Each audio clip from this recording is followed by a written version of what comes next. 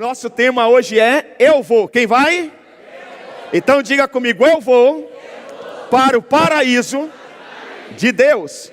Só vocês bem forte no 3. 1, 2, 3. Outra vez. Eu vou para o paraíso de Deus. Aleluia, aleluia. Deixa eu lhe perguntar aqui, quem aqui já conheceu um lugar muito lindo, muito bonito? Você diz assim, pastor, aquela imagem linda e bela ainda está na minha mente. Faz tempo que eu conheci, mas ainda está na minha mente. Assim, um lugar muito glorioso. Eu já conheci. Eu já tive o prazer de estar algumas vezes lá no Cristo Redentor, no Rio de Janeiro. A visão que você tem lá de cima, não é o Cristo, mas é a visão que você tem lá de cima, é maravilhosa. No Pão de Açúcar também. Agora, um lugar que me marcou, inclusive aqui no Brasil, foi Fernando de Noronha, né? Em 2015, eu e minha esposa, nós fomos convidados a fazer um casamento de um casal lá de São Paulo. E eles falaram, pastor, a gente paga todas as despesas. Queremos que o senhor vá com a sua esposa e fique lá, se eu não me engano, foram 4 dias. De 3 a 4 dias. Porque depois do casamento, a minha família vai alugar um barco. Alugaram um barco enorme. Fizeram churrasco em alto mar. E a gente queria passear. Tudo bem para o senhor? Falei, irmão, contra a minha vontade, chateado, eu vou fazer esse sacrifício. E aí nós fomos. Fizemos o casamento. No outro dia fomos para o barco. Paramos naquelas ilhas maravilhosas. Coisa linda, linda, linda, linda. Mas a imagem que mais me impressionou foi um mergulho que esse pessoal desse barco proporciona. Eles têm uma corda lá, alguma coisa assim. Amarra um negócio em 2 cordas. Você segura nessa madeira. E eles vão soltando a corda. E você fica distante do barco. O barco está lá na ponta. E você está aqui com a corda. E aí eles te dão um óculos. Te dão a máscara. E você mergulha. Gente, que coisa linda. Que peixes maravilhosos. Cores assim inexplicável. Que você nunca viu. Ninguém nunca conseguiu criar uma cor daquela. Coisa maravilhosa. Eu estava maravilhado. E quando eu desci, que eu criei coragem para fazer esse mergulho, já tinha mais 4 da família fazendo o mergulho. E eu estava maravilhado, mas lá nas tantas, eu resolvi subir um pouquinho, levantar a cabeça, e eu vi que eu estava sozinho naquele alto mar. E eu fiquei desesperado. Falei, me puxa, me puxa, me puxa. Mas até hoje eu tenho saudades daquela imagem que eu vi. Que lugar lindo. Eu tive uma visão há uns 8 meses atrás. Uma visão. O Senhor me levou para um lugar muito lindo, muito belo. Muito belo. Nesse lugar tinha um som de um instrumento que eu não consigo descrever que tipo de instrumento estava sendo tocado, mas era uma música linda, bela. Eu não conseguia ver o rosto das pessoas. Eu só via do joelho para baixo, mas dava para entender pela quantidade de pernas, de canelas e pés, que era muita gente. Era muita gente. E eu só consegui reconhecer a voz de um colega pastor, que nessa visão, ele estava ministrando uma palavra. E sabe aquela visão, ou sonho, como você quiser interpretar, que você acorda e diz, caramba, para que eu acordei? Eu queria continuar. E às vezes, eu tenho plena convicção, que aquele lugar é uma pequena visão desse paraíso que Deus foi preparar para nós. E às vezes que eu sou tentado, que vem pensamentos malignos na mente, que Satanás quer manchar o meu coração, eu lembro dessa visão. E eu falo, eu não posso perder esse lugar de vista. Esse confronto, essa tentação não compensa eu ceder para perder aquele lugar. E você sabe que essa visão tem me mantido assim, em santidade. Não que eu seja perfeito, mas assim, eu não consigo esquecer essa visão. Um lugar lindo, lindo, maravilhoso. Eu fico imaginando como que devem ser os céus. A Bíblia diz em Romanos, capítulo 1, versículo 20. Hoje eu vou dar bastante versículo. Preste atenção. Deixa eu abrir aqui um parênteses. Não converse. Jovens, adolescentes, não converse. Se tem alguém que tem que prestar atenção na mensagem, são jovens e adolescentes. Porque vocês precisam aprender o máximo aqui para defender a fé de vocês lá na escola, lá na faculdade, lá no cursinho, lá no mercado de trabalho. Então, se vocês ficarem conversando aqui, saindo toda hora, mexendo em WhatsApp, ou pesquisando no Google alguma coisa, você não aprende. Aí chega lá, você leva lambada. Chega lá na faculdade, você cede à tentação. Então, jovens e adolescentes, todo mundo, mas jovens e adolescentes, tem que prestar o máximo de atenção e anotar tudo. Use o seu smartphone somente para anotação. E hoje eu vou dar bastante versículos. E tem um detalhe, vai chegar aqui do meio para o final. Se você piscar, você perde o fio da meada. E você não vai chegar onde nós queremos na conclusão da mensagem. Quem entendeu diz amém. Romanos, capítulo 1, versículo 20 diz assim.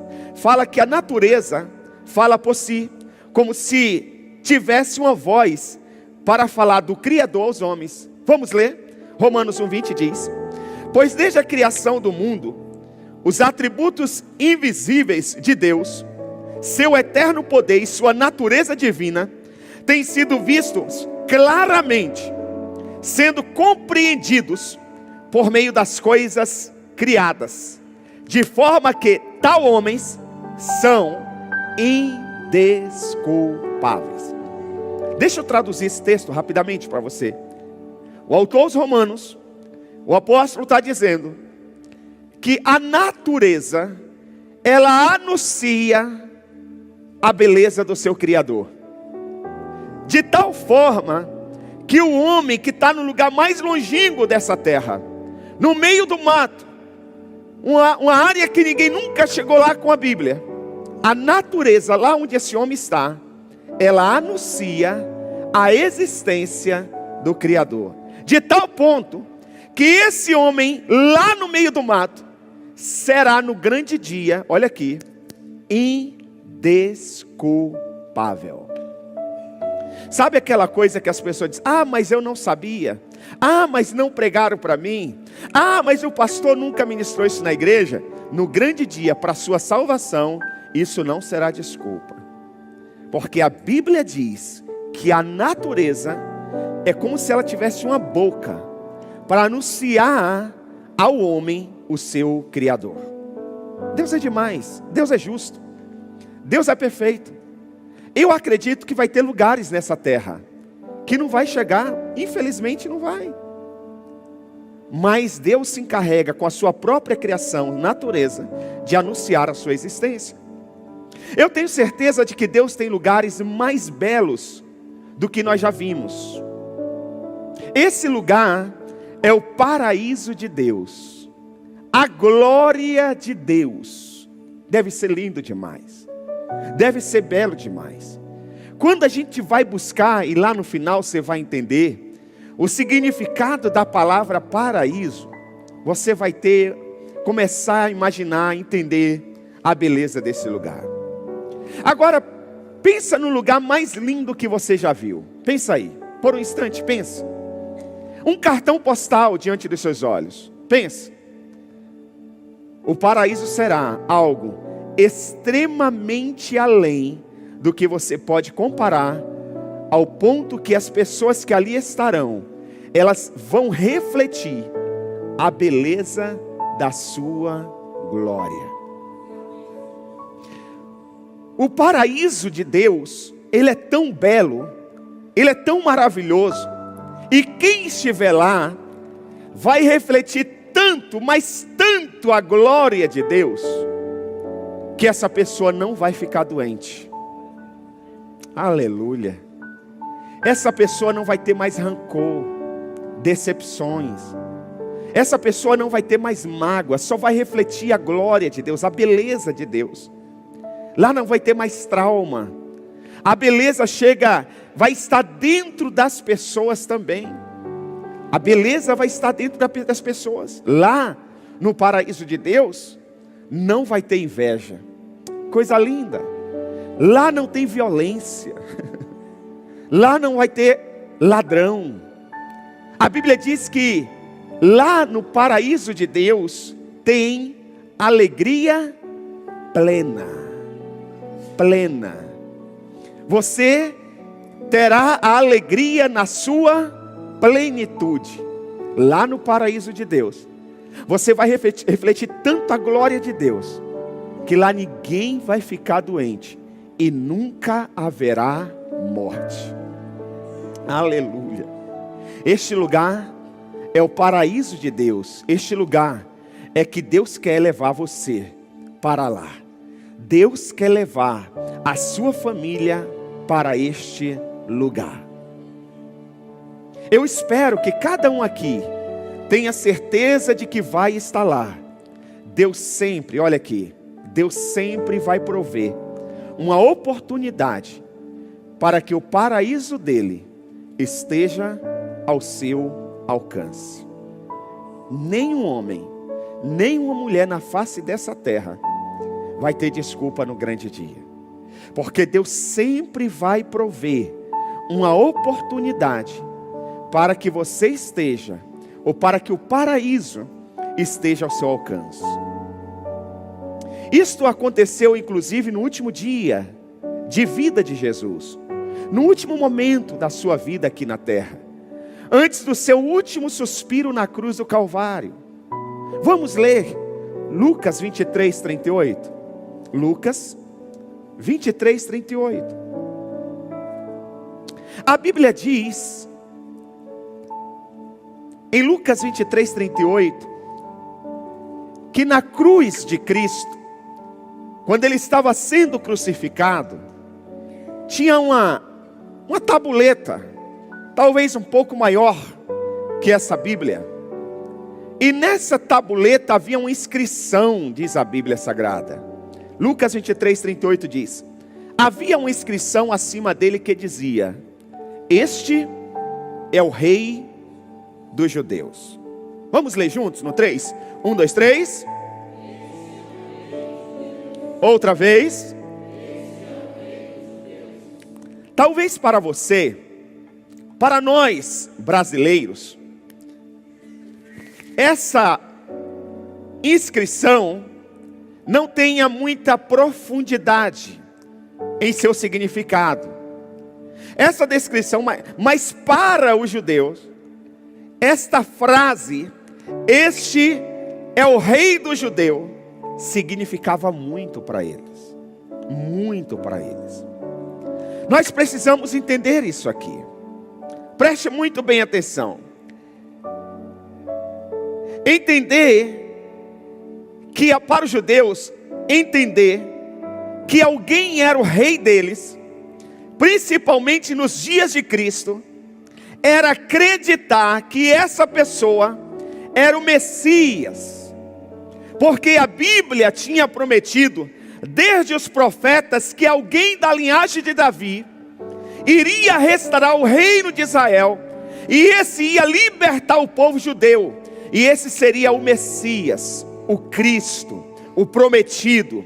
Cristo não era um sobrenome como Gomes, Silvia, Bernardo, não, Cassiano. Messias era um título. Messias era um título, não era um sobrenome. Cristo significa Messias, só que em grego Messias Messias é em grego. Em hebraico significa rei. Então os judeus queriam muito rei. Por que eles queriam muito rei? Porque o Egito já tinha o seu rei. Quem lembra quem era o rei do Egito? Quem era? Faraó. Faraó não era um nome e nem um sobrenome.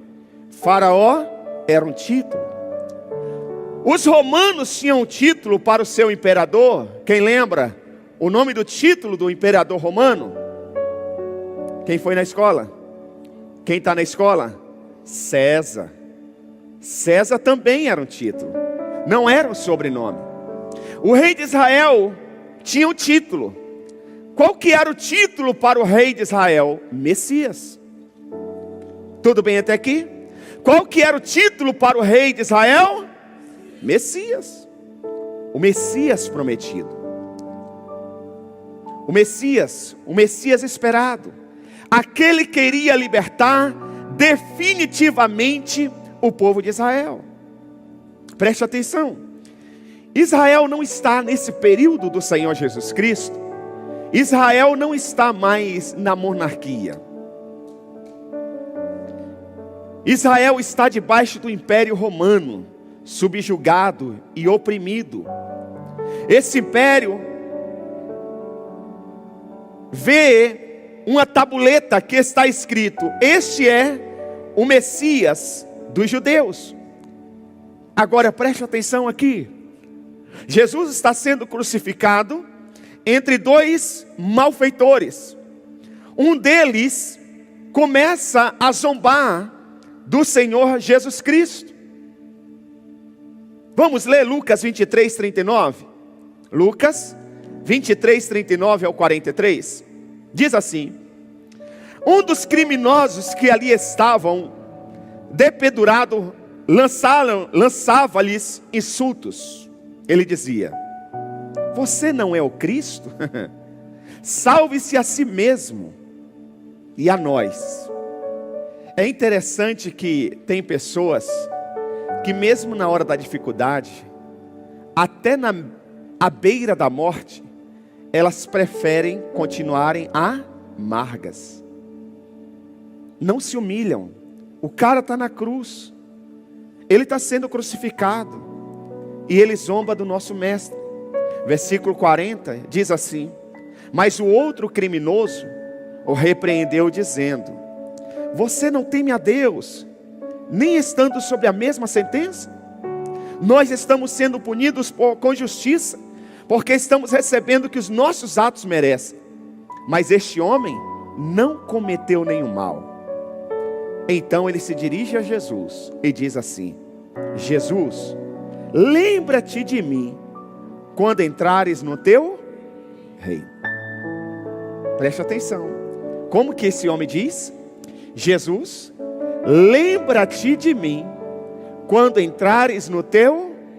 Quem tem um reino? Quem tem um reino? Responda: um rei. Quem tem um reino? Quem tem um reino? O rei. Na hora que esse ladrão reconhece que Jesus vai entrar no reino dele, ele reconhece que Jesus é o Messias, o libertador de Israel. Consegue entender? Agora preste atenção. Vamos ver a resposta de Jesus. Jesus lhe respondeu, versículo 43: eu lhes garanto, hoje você estará comigo no... Hoje você estará comigo no paraíso. Já que você reconheceu que eu sou rei, que eu sou o libertador de Israel, você vai hoje mesmo, não é amanhã, não é daqui a 10 anos, hoje mesmo, você vai estar comigo no paraíso. Agora preste atenção. Jesus não poderia dizer céu? Poderia. Não teria nenhum problema. Mas Jesus usa o termo aqui, paraíso. Agora a pergunta é: que paraíso é esse? Que lugar é esse? Vamos falar um pouquinho sobre o paraíso? Quem quer aprender um pouco mais? Então vamos entender aqui, preste atenção. Jesus foi crucificado e morto no mesmo dia. Por causa do feriado santo de Páscoa, todo criminoso que fosse crucificado ficaria muitas horas na cruz até morrer. Mas naquele dia não poderia ficar muitas horas por causa da festa santa. Então, os soldados romanos aceleraram a morte dos 2 ladrões, quebraram as pernas dos 2 ladrões, para que eles não tivessem sustentação do seu corpo sobre as pernas. Eles precisavam acelerar. Então eles quebraram as pernas dos ladrões, para que eles não apoiassem o seu corpo, e com isso eles tivessem mais tempo para respirar. Quando eles não têm mais apoio sobre as pernas, o corpo deles desce. Eles têm dificuldade para respirar, e a morte deles foi acelerada. Só que a Bíblia Sagrada diz que nenhum osso do Messias, o prometido, seria quebrado. Quando os soldados romanos chegam no Senhor Jesus Cristo, eles percebem, ele já morreu. Não faz mais sentido quebrar as pernas dele. Talvez alguém tenha dito, mas qual a garantia que nós temos que ele já morreu? E se ele não morreu ainda? A gente não quebra as pernas dele, e ele fica mais algumas horas e entra no feriado santo da Páscoa, e ele morre no feriado. Isso vai trazer maldição para nós. Então um dos soldados romanos pega uma lança e perfura o seu lado, para que essa lança alcance o seu coração. Aí eles teriam certeza que Jesus morreu. Quando eles perfuraram o lado de Jesus, não saiu mais sangue, saiu água. Eles tinham certeza, ele já morreu. Então não foram os soldados romanos que matou Jesus Cristo. Foi ele que entregou o seu espírito ao Pai. Por isso a morte não pôde detê-lo. E ao terceiro dia, ele ressuscitou e reina à destra de Deus Pai. Aleluia. Aleluia. Agora preste atenção. Todos os 3 morreram naquela tarde. Todos os 3. E Jesus diz assim: hoje mesmo você estará comigo no paraíso. Jesus foi preso pela manhã, foi julgado, foi colocado na cruz. A Bíblia diz que quando ele está sendo crucificado, ao meio-dia houve trevas, está na Bíblia. O sol se escureceu. Às 3 horas da tarde, agora só tem mais 3 horas. Essa crucificação tem que terminar no máximo, estourando, até às 18 horas. Não sei se você sabe, para o judeu, quando dá às 18 horas, já é o outro dia. Lembra aquela religião que guarda o sábado? O sábado para nós começa que horas? À meia-noite. Que hora que eles param de trabalhar? Que horas? 6 horas da tarde.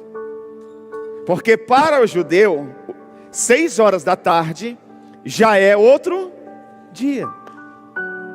Então, o sol se escurece às 3 horas, ao meio-dia, houve trevas. Às 3 horas da tarde, o Senhor Jesus promete para esse ladrão e diz: hoje mesmo você vai estar comigo no paraíso. Preste atenção porque eu estou dizendo isso. Jesus, ele diz o quê? Hoje. Jesus diz o quê? Hoje. Jesus diz o quê? Hoje. Jesus não disse daqui a 10 anos vamos estar juntos. Daqui a 1000 anos vamos estar juntos. Ele disse hoje. Então, meus irmãos, nós precisamos de uma vez por todas eliminar da nossa cabeça que existe um tempo intermediário entre a morte e o céu. Não existe nenhum momento em que uma alma fica meia solta, tentando se achar, se encontrar. Não existe um abismo onde as almas estão esperando um dia irem para os céus, para o purgatório, ou que um dia a alma vai ser melhorada. Não existe o que os teólogos na Idade Média chamavam de limbus patrum, o lugar onde os justos que morreram antes da cruz ficam no limbus patrum, esperando a ressurreição de Jesus, para depois saírem dali. Não existe isso. Essa teoria já caiu por terra. 2 de Coríntios, capítulo de número 5, versículos 6 a 8, diz assim: portanto, temos sempre confiança e sabemos que, enquanto estamos no corpo, estamos longe do Senhor, porque vivemos por fé e não pelo que vemos. Temos, pois, confiança e preferimos estar ausente do corpo e habitar com o Senhor. Ou seja, a Bíblia diz aqui, resumindo esse versículo: ausente do corpo, presente com Deus. Posso ouvir um glória a Deus? Ausente do corpo, presente com Deus. Então entenda isso aqui. Não tem espera. Não tem espera. Não existe mais o que talvez você diga: pastor, mas me ensinaram diferente. O que te ensinaram não está na Bíblia. A Bíblia diz que não tem espera. O que você aprendeu não está na Bíblia. Não tem meio termo. Não tem aperfeiçoamento. Não tem visita a familiares. Não tem. Com todo respeito a quem acredita nisso, mas a Bíblia diz que não tem. Não tem mais visita a familiares. Não tem retorno. Partiu da terra é encontro imediato com Deus. Imediatamente céu ou inferno. Imediatamente céu ou inferno. Quem está me entendendo diz amém. Não existe, com todo respeito a quem crê, não existe reencarnação. Não há escape. É uma cadeia, uma prisão. Uma alma partiu, ela não tem mais acesso à terra. Uma alma partiu, ela não tem mais acesso à terra. É importante nós entendermos isso.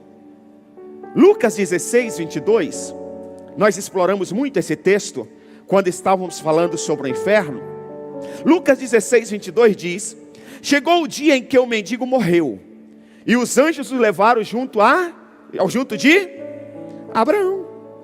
Foi imediatamente, não teve nenhum lugar, nenhuma pausa, nenhuma parada. Os anjos levaram. O rico também morreu e foi sepultado. E nós sabemos para onde ele foi parar. A Bíblia diz. O apóstolo Paulo, em 2 Coríntios capítulo 12, versículo 2, ele nos traz uma experiência pessoal que ele teve. Preste atenção. Daqui para frente começa a complicar. Então segura aí, não levanta nem para ir no banheiro, por favor. Se for no banheiro e voltar, você perdeu o fio da meada. Olha a experiência que o apóstolo Paulo teve em 2 Coríntios 12, 2. Ele diz assim: conheço um homem, que na verdade é ele esse homem. Conheço um homem em Cristo, que há 14 anos foi arrebatado ao terceiro. Se foi no corpo ou fora do corpo, não sei. Deus o sabe. E sei que esse homem, se não no corpo ou fora do corpo, não sei, mas Deus o sabe, foi arrebatado ao paraíso e ouviu coisas o quê? Indizíveis. Coisas que ao homem não é permitido falar. Ele está falando que ele foi ao terceiro céu. Preste atenção. Se existe o terceiro céu, também existe o segundo céu. Se existe o segundo céu, existe também o primeiro céu. Paulo está dizendo que houve um arrebatamento. Ele foi para o paraíso. Ele foi ao paraíso de Deus. É isso que ele está dizendo. O primeiro céu, presta atenção, é a nossa atmosfera aqui. O segundo céu seria a atmosfera espiritual. Regências de anjos caídos e de anjos de Deus.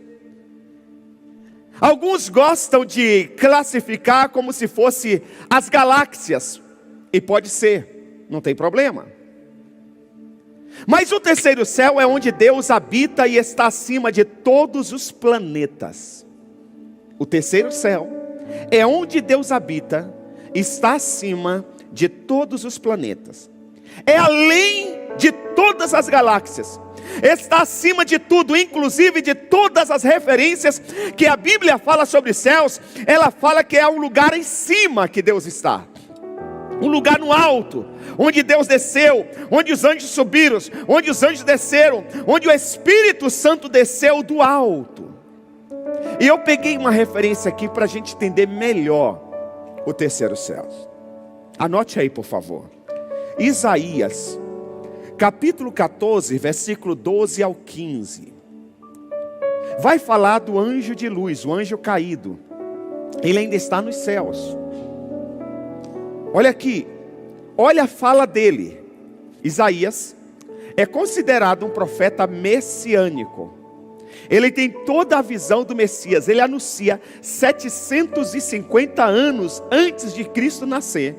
Ele anuncia a vinda do Messias. Ele revela tudo sobre o Messias.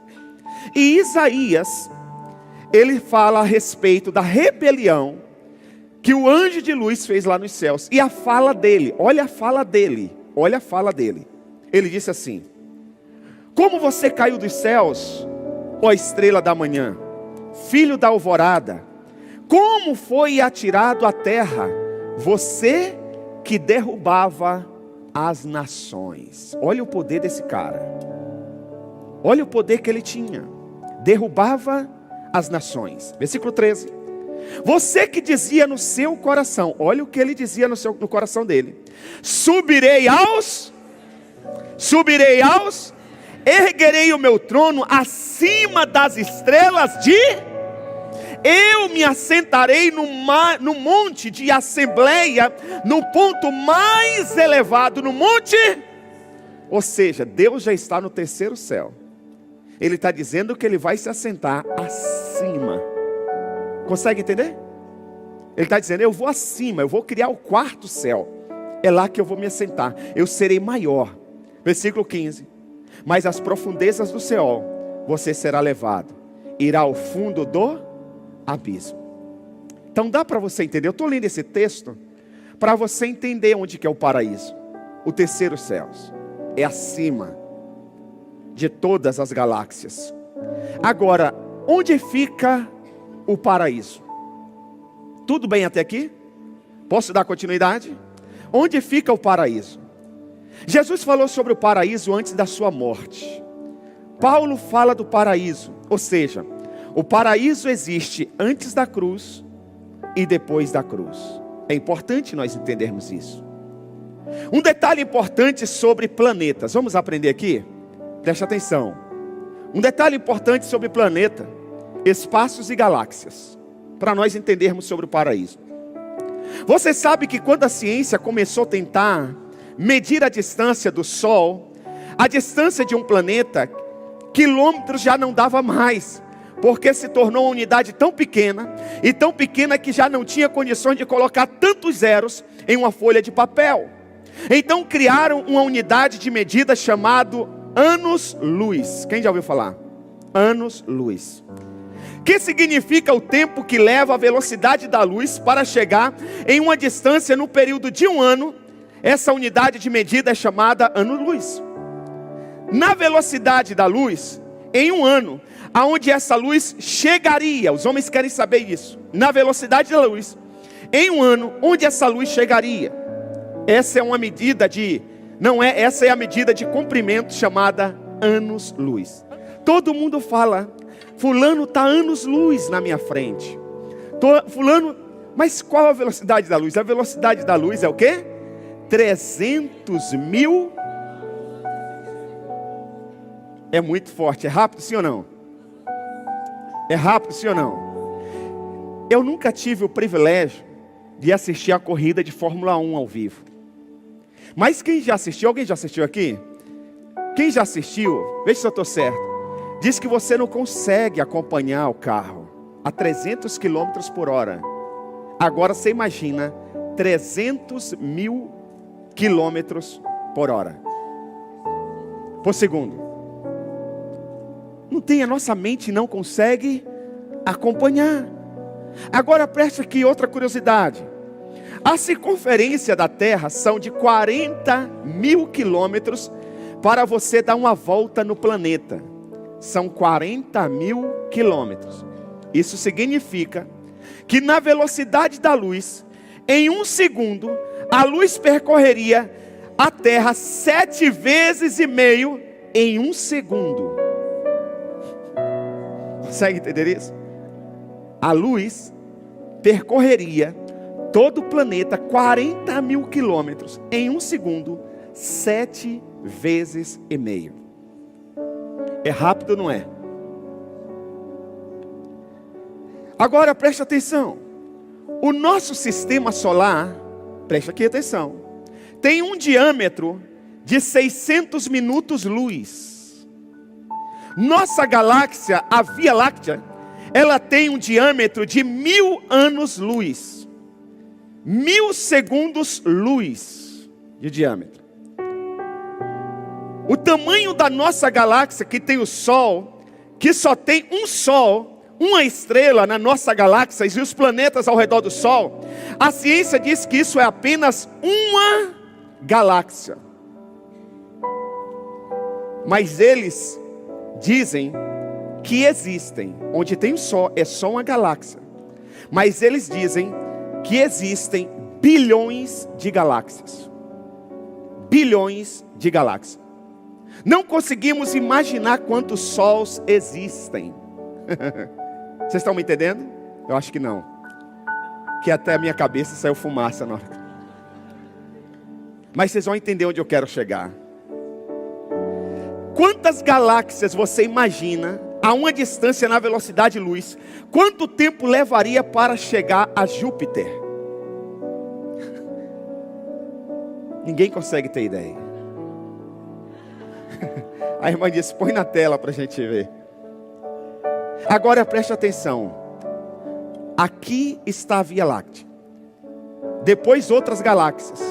E outros milhões e milhões de galáxias. E isso ainda não é o terceiro céu. E Jesus disse para quê? Jesus disse o quê para o ladrão? Ainda hoje estarás comigo no paraíso. É lindo ou não é? É lindo ou não é? Ainda hoje. Esse paraíso é longe. É longe ou não é? Sim ou não? Quem acha que é longe? Fala sim. Quem acha que não, é logo ali de Mineiro. Para o mineiro é um tirinho. É tiro. Logo ali. Eu lembro a primeira vez que eu fui para a Bahia de carro. Eu tinha 19 anos ou 20. Fui eu, Andréia, minha mãe. Aí saí domingo de manhã cedo. Por volta do meio-dia, alguma coisa assim, eu acho que 2 horas da tarde, eu entrei no estado de Minas. Aí eu parei e perguntei para o mineiro, não tinha GPS nesse tempo. Falei, meu amigo, eu estou indo para a Bahia, sul da Bahia. Eu estou no caminho certo? Ele falou, logo sim, logo que o senhor está. O senhor vai passar uma ponte, 2 lombadas, e em seguida já é a Bahia.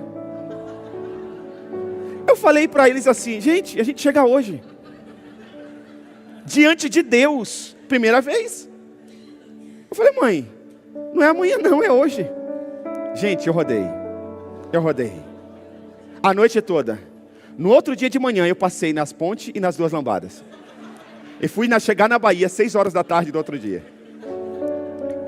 Coisa de mineiro. E Jesus não era mineiro, hein? Jesus disse, ainda hoje. Ainda hoje. Agora preste atenção. Esse paraíso é longe. É longe. Mas ao mesmo tempo, é muito perto para quem está em Cristo Jesus. Aleluia, se eu fosse você, aplaudia. É muito longe. Mas ao mesmo tempo, é muito perto para quem está em Jesus. Jesus ainda disse assim, olha, Lucas 23, 43. Eu lhe garanto. Hoje você estará comigo no paraíso. Garantia total. Agora, o que é esse paraíso? A palavra paraíso não é uma palavra que Jesus inventou. Não é uma palavra que Jesus criou, é uma palavra conhecida dos judeus. É uma palavra antiga.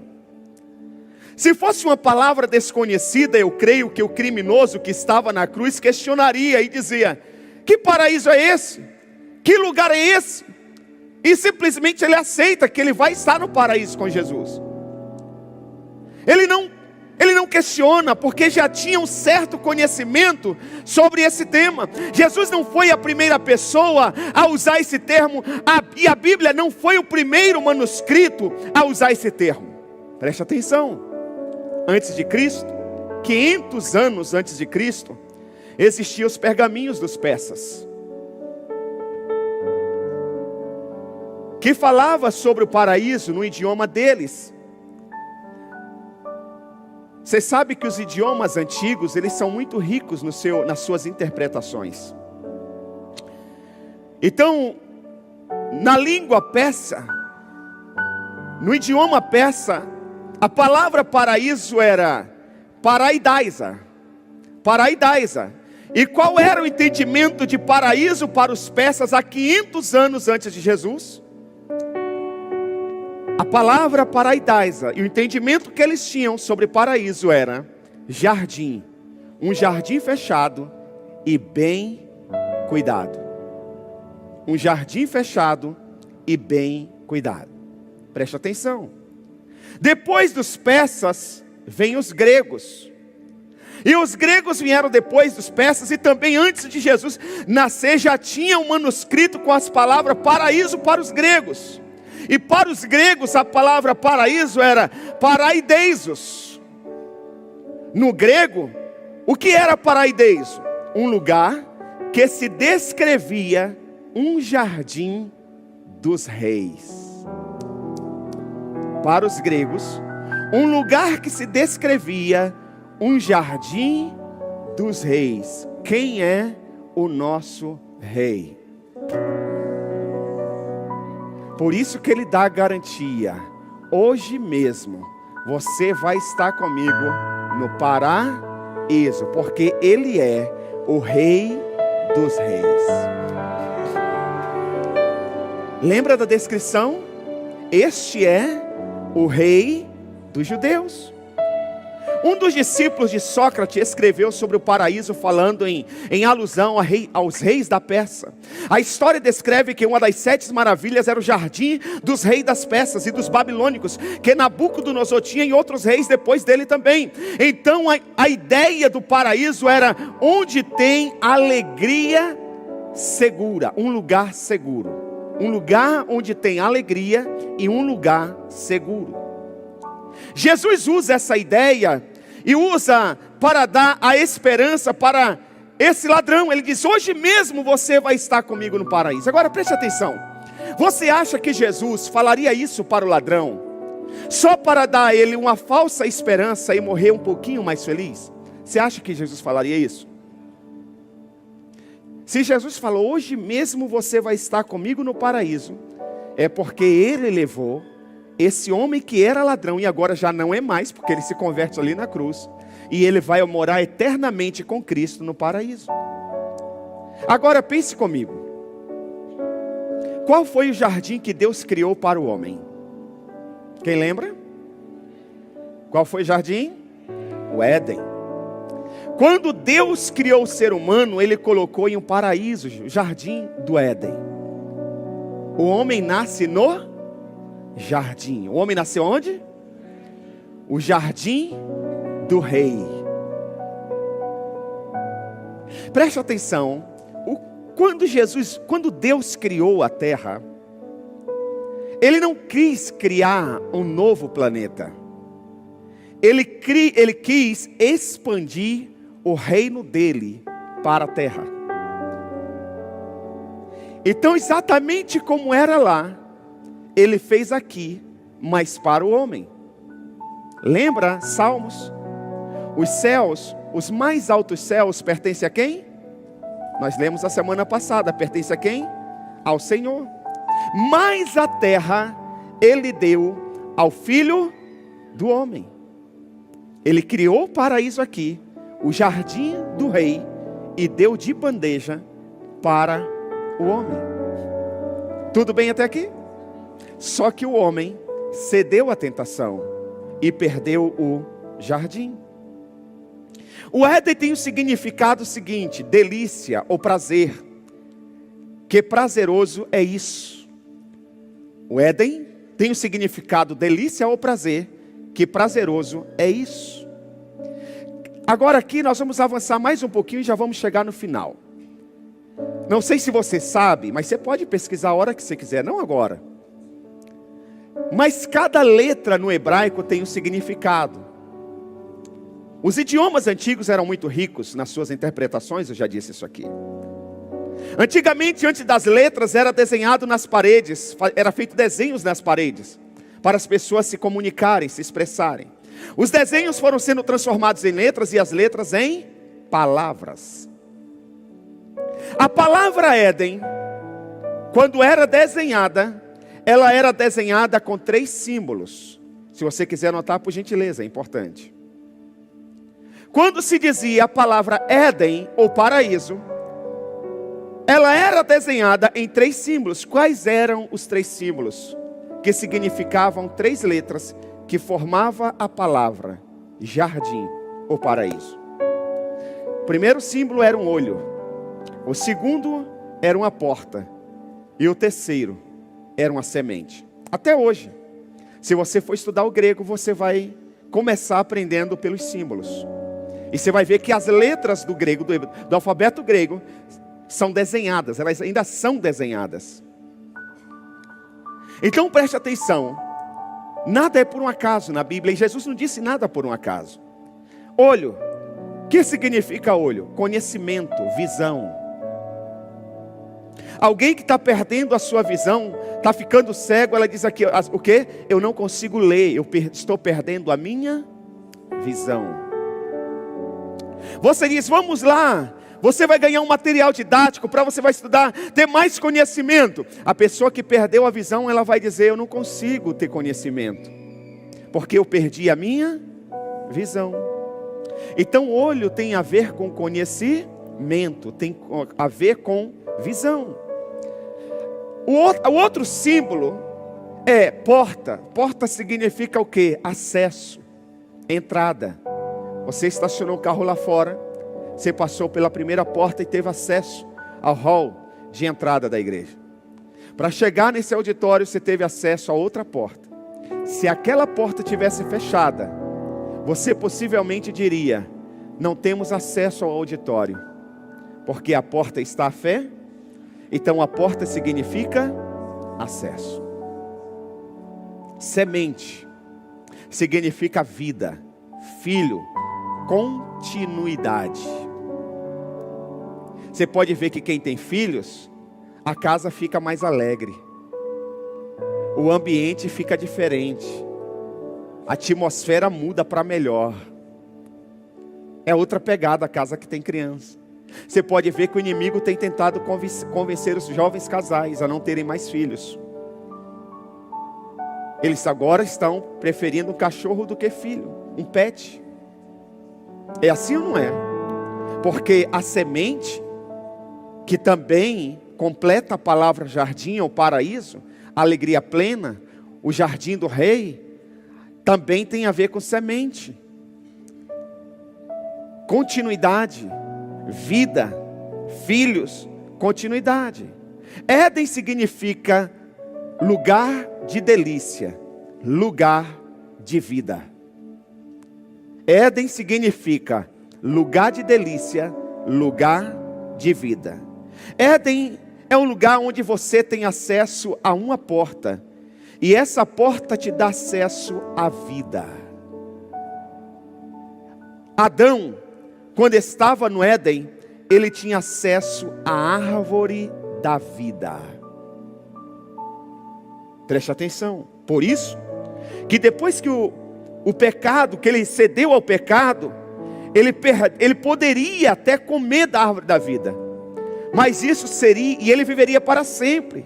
Mas isso seria um tormento para a humanidade. Porque ele provou do pecado. O pecado gera morte. Lembra disso? Ele provou do pecado. O pecado gera morte. Quem estava quinta-feira sabe. E a doença é que traz a morte. O pecado gera morte. E para morrer, muitos ficam doentes. Fisicamente ou espiritualmente. Adão, se ele continuasse no jardim, ele teria acesso à árvore da vida.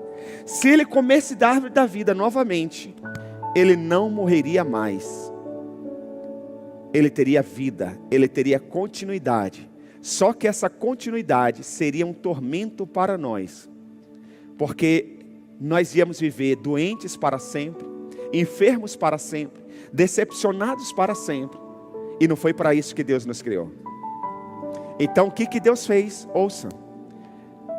Paraíso não é um lugar seguro? Não é um jardim seguro? Não é um lugar de proteção? Olha aqui, leia lá em Gênesis, agora não. Mas você já notou em outras referências, outras mensagens. A Bíblia diz que Deus expulsou Adão do jardim. E colocou querubins, fazendo segurança da árvore para ele não comer. Porque o Éden é um lugar seguro. Ele tinha fisicamente acesso e perdeu. Ele perdeu. Preste atenção aqui comigo. Somente 2 homens nasceram perfeitos e sem pecado. Quem são esses homens? Adão e Jesus Cristo. Adão e Jesus Cristo. O primeiro Adão perdeu o Éden. Perdeu o entendimento do acesso. Ele não tem mais acesso à vida. Agora vem o segundo Adão, Jesus Cristo, e ele diz: eu vim fazer o que o primeiro Adão não conseguiu. Eu vim sofrer todas as tentações, mas permanecer fiel ao Pai. Aleluia. 1 de Pedro, capítulo 2, versículo 21 ao 23, diz assim: para isso vocês foram chamados. Para isso vocês foram o quê? Pois também Cristo sofreu no lugar de vocês, deixando-lhes exemplo, para que sigam os seus passos. Ele não cometeu pecado ao... Já viu algumas pessoas quando cometem pecado, para justificar isso, quem não tem pecado, que atire a primeira? E ele esquece de ver o texto, que Jesus disse assim: mulher, vai e não peques mais. E a Bíblia está dizendo que Jesus veio para ser exemplo para nós. Exemplo não é aquela mulher que pecou. O exemplo nosso é aquele que nunca pecou. Aleluia. Pare de se nivelar por baixo, se nivele por cima. Pare de se comparar: pastor, mas fulano faz, fulano não foi. Por que fulano não faz tal coisa? Tem gente que diz isso. Esquece quem não faz, tenha você o prazer de fazer para Deus. Esquece quem não cumpre escala, cumpre você, se coloque à disposição, que o galardão será seu. Aleluia. Quem está me entendendo diz amém. Ele não cometeu pecado algum, e nenhum engano foi encontrado em sua boca. Quando insultado não revidava, quando sofria não fazia ameaças, mas entregava-se àquele que julga com justiça. Jesus está dizendo o seguinte: eu vim recuperar o que o primeiro Adão perdeu. O primeiro Adão perdeu o Éden. Eu quero devolver o Éden para vocês. O primeiro Adão perdeu o acesso. Eu quero devolver o acesso para vocês. Jesus diz: eu quero recuperar o que foi perdido. E ele disse: eu sou a porta, eu sou o acesso. Evangelho de João 14,6. Jesus disse, respondeu Jesus: eu sou o caminho, a verdade, ninguém vem ao Pai a não ser por mim. Por isso que o diabo criou um monte de religião, porque nenhuma religião pode levar o homem ao Pai. Somente Jesus Cristo, que é a porta, que é o acesso, que é a vida. Por isso que nós não vivemos em religiosidade. O religioso diz: não se mistura política com a igreja, limita a igreja. Condena a política ao erro. O religioso diz assim. O religioso diz: não pode entrar na igreja de chapéu, de boné. O religioso diz assim: porque a religião vem bloquear acesso ao Pai. Quem está me entendendo? Jesus disse assim: diante de um coração contrito e quebrantado, o Senhor não rejeita. Jesus não disse diante de uma cabeça sem boné ou sem chapéu. É lógico que depende da sua posição. Jamais eu vou ministrar aqui num culto de domingo de chapéu ou de boné. Mas se eu sou um membro, eu posso estar sentado aí com um boné. Não é uma reunião de um casamento. Embora hoje algumas pessoas estão indo até para casamento de qualquer jeito. Deixa eu abrir um parênteses aqui, já que eu falei disso. Posso abrir? Posso ensinar? Gente, casamento é uma reunião solene ímpar. É única. Ninguém casa pensando no divórcio. Então, quando te convidarem para o casamento, você tem que pegar a sua melhor roupa, o seu melhor sapato, arrumar o seu cabelo do melhor jeito e ir para a festa que você foi convidado. Você não pode ir de bermuda no casamento. Você não pode ir com a camiseta no casamento. Você tem que se arrumar, porque a sua roupa vai falar muito da sua consideração pelo casal. Quem está me entendendo diz amém. Ainda bem que ninguém casou aqui por esses dias. Ninguém pode falar que vem direto. É uma orientação. Vamos voltar para a palavra de Deus. Jesus está dizendo: eu vim devolver o Éden para vocês. Deus criou o homem no Éden, e o Éden é para o ser humano. Deus disse: meu filho vai ter um lar, meu filho vai morar com a gente. Eu vou recuperar o Éden para o ser humano, e eu vou levar eles para lá. Quem está me entendendo diz amém. Deus não pode pegar o Éden e colocar aqui na terra de novo, porque aqui tem pecado. Deus não pode pegar o Éden e colocar aqui de novo. Ele estaria indo contra os seus princípios de santidade. Mas já que o homem agora tem que morrer por causa do pecado, o Senhor Deus ama tanto o homem, Ele agora pega o espírito, a alma desse homem, e leva para o Éden dele, para o terceiro céus. Quem está me entendendo diz amém. Evangelho de João 14, 2 e 3. Jesus disse: na casa de meu pai há muitos se não fosse assim, eu lhes teria dito: vou preparar-lhes lugar. E se eu for lhe preparar lugar, voltarei e o levarei para mim, para que vocês estejam onde eu estiver. Aleluia! Que lindo esse Deus! Que lindo esse Deus! Ele está dizendo: eu quero, seu Gilson, que o senhor esteja onde eu estiver. Eu quero, Isaac, que você esteja onde eu estiver. Eu vou preparar um paraíso de novo para vocês. Aleluia! Aleluia! Glória a Deus! Agora vamos ler o último livro da Bíblia, Apocalipse. Apocalipse 2, versículo 7. Não falte nos próximos domingos. Não falte. Vai ser tremendo. Apocalipse 2, 7 diz assim: aquele que tem ouvidos, ouçam o que o Espírito diz ao vencedor darei o direito de comer da árvore que está no paraíso. Deixa eu só saber aqui, hein? Quem vai comer dessa árvore da vida? Quem vai estar lá no paraíso de Deus? Eu vou para lá. Meu coração queima, o meu interior deseja. Eu vou para lá. Aleluia. Se coloque de pé em nome do Senhor Jesus Cristo. Não saia, não ande. Não terminou ainda. Jesus veio para devolver ao homem, em espírito, o que Adão viveu no físico. Ouça, Jesus veio para devolver ao homem o que Adão viveu no físico. nós vamos viver em espírito. Apocalipse 22, versículos 13 e 14, diz assim: eu sou o alfa e o primeiro e o princípio e felizes os que lavam as suas vestes para que tenham direito. Não é todo mundo que vai ter direito à árvore da vida. Quem vai ter direito à árvore da vida? Quem lavar as suas vestes. E como que lava essas vestes, pastor? Pela fé no sangue do Cordeiro.